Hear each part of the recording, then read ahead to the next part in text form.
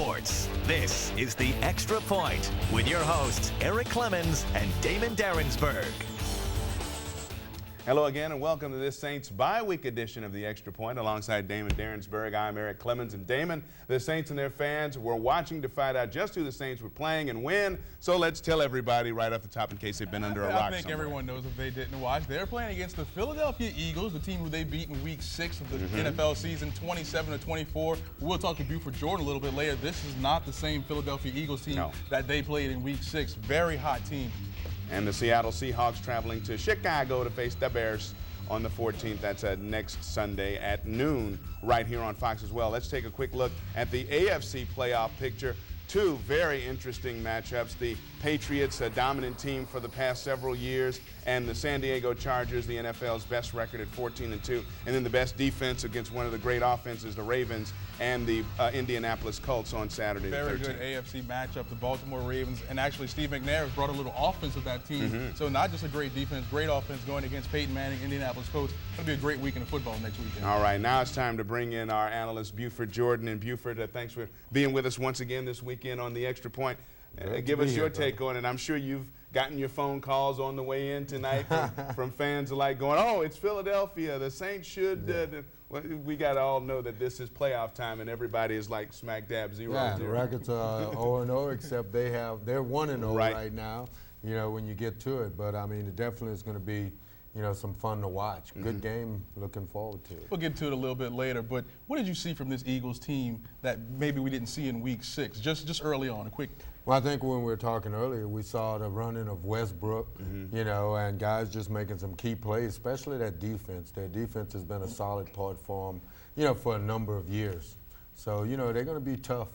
It's going to be a very tough game, very interesting. We'll talk a lot more about it a little bit later on. But we did have a couple of games today. We did have the Philadelphia Eagles. Now, the Eagles have been. We can talk about NFL football, or we can talk to Buford about college football. We're going to talk to him about all of it. Let's start with the 6'6" offensive tackle that happens to play quarterback. The guy is huge. Jamarcus Russell, and they talked about it after the game. A little comparison to Vince Young last year, who beat USC for the national championship and rode that momentum into being a high first-round draft pick in the NFL, thinking that Russell may very well do the same and he may have put himself on the map with a lot of scouts. What do you think of Jamarcus? Well, I think so. I think he has, like you said, all the tools that it takes for him to be successful in the NFL. He's definitely got a cannon, as we saw on the highlights of him throwing the ball, and has been a starter for a number of years. So he brings a lot of credentials to him. Hey, whoever he goes to, he's definitely going to make a better ball club. Your general manager, you take him or Brady Quinn?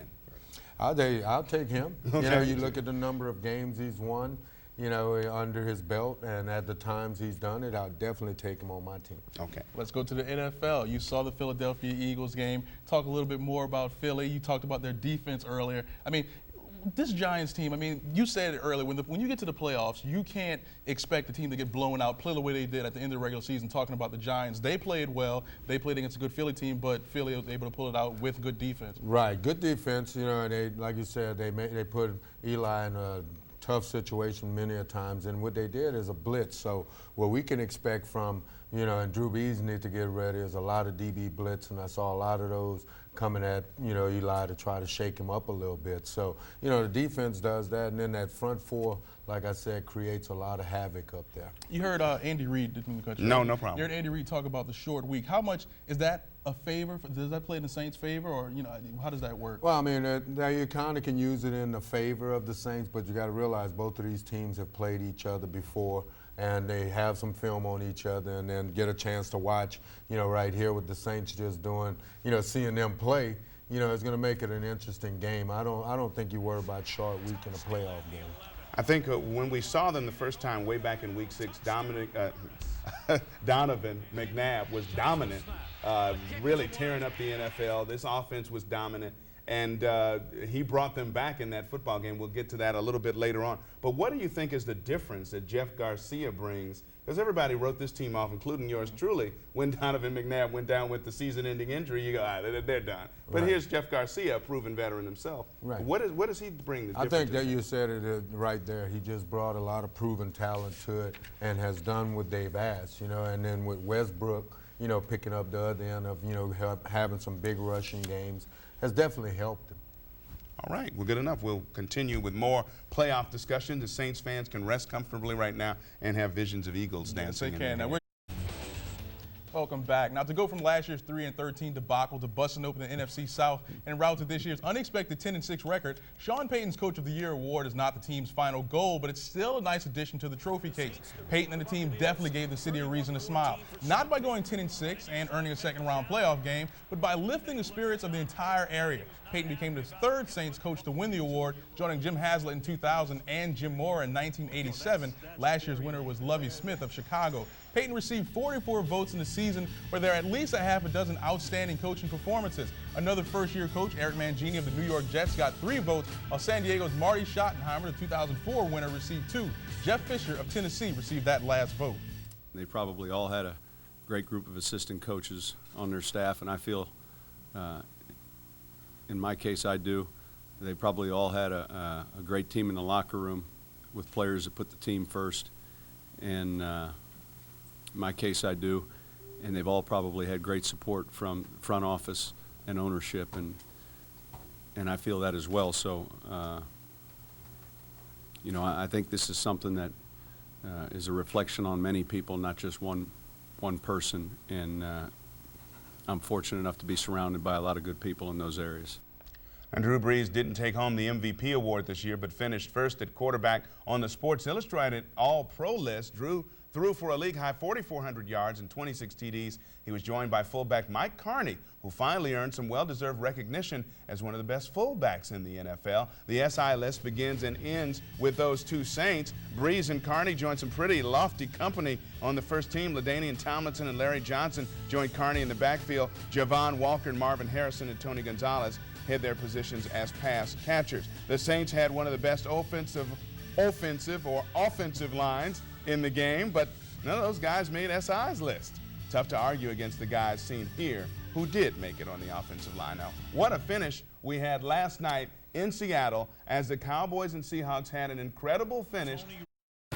We bring back Buford Jordan, and Buford, we were talking about during the break, and we said it earlier, the last time the Saints and the Eagles faced each other was Week 6. Saints won 27-24, but you said this is a different Philly team than the last time they played. Well, it definitely is, you know, especially with the way the Eagles have been playing the last few weeks, and now they just got this big win coming into it, so it's definitely going to be a different game than when we played them early in the season. And, of course, there was a couple of guys, a couple of ingredients will be different. Of course, we talked earlier about Donovan McNabb not being there for the Eagles, but an experienced and proven quarterback Jeff Garcia is.